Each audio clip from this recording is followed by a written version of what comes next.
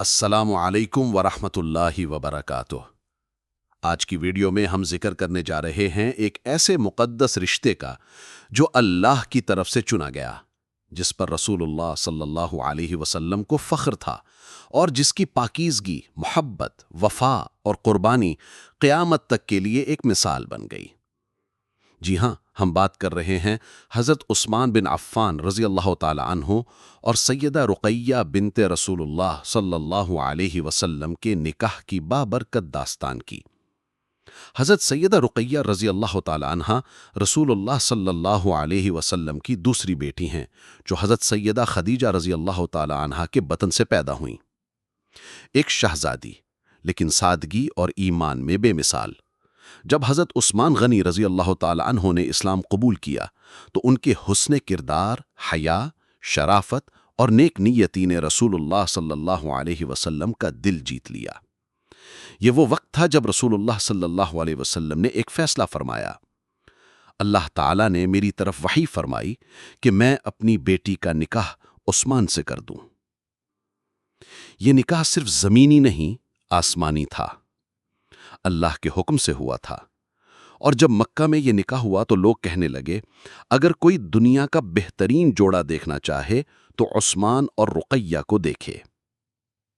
ایک دن رسول اللہ صلی اللہ علیہ وسلم نے اپنے محبوب خادم حضرت اسامہ بن زید رضی اللہ تعالی عنہما کو گوشت کا ایک پیالہ دیا اور فرمایا، یہ عثمان کے گھر لے جاؤ۔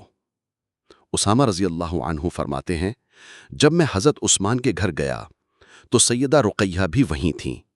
میں کبھی حضرت عثمان کو دیکھتا اور کبھی شہزادی رسول صلی اللہ علیہ وسلم کو۔ پھر جب واپس آیا تو رسول اللہ صلی اللہ علیہ وسلم نے مجھ سے پوچھا، اے اسامہ، کیا تم عثمان کے گھر کے اندر گئے تھے؟ میں نے عرض کیا، جی ہاں۔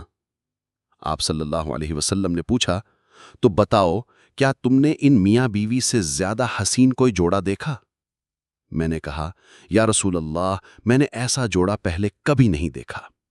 یہ نکاح اعلان نبوت کے تیسرے سال ہوا اور حضرت عثمان رضی اللہ تعالی عنہ اسے اپنے لیے فخر سمجھتے تھے کہ وہ رسول اللہ صلی اللہ علیہ وآلہ وسلم کے داماد ہیں۔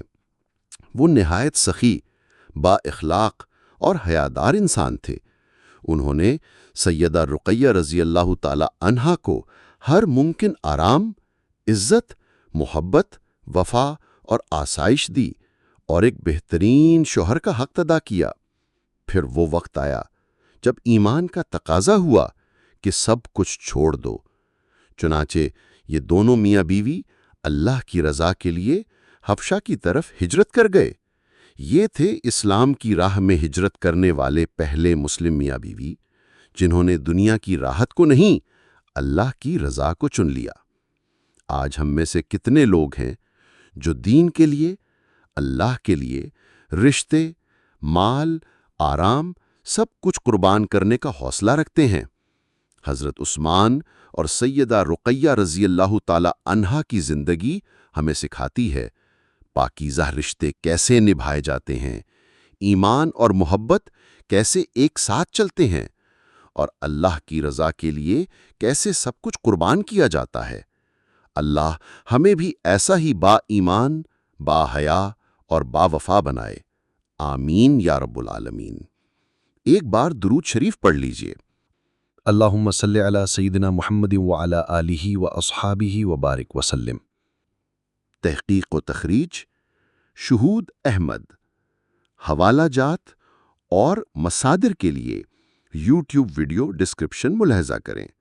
اگر آپ کو یہ ویڈیو اچھی لگی تو لائک کریں، شیئر کریں اور سبسکرائب کرنا نہ بھولیں۔ والسلام علیکم ورحمۃ اللہ وبرکاتہ۔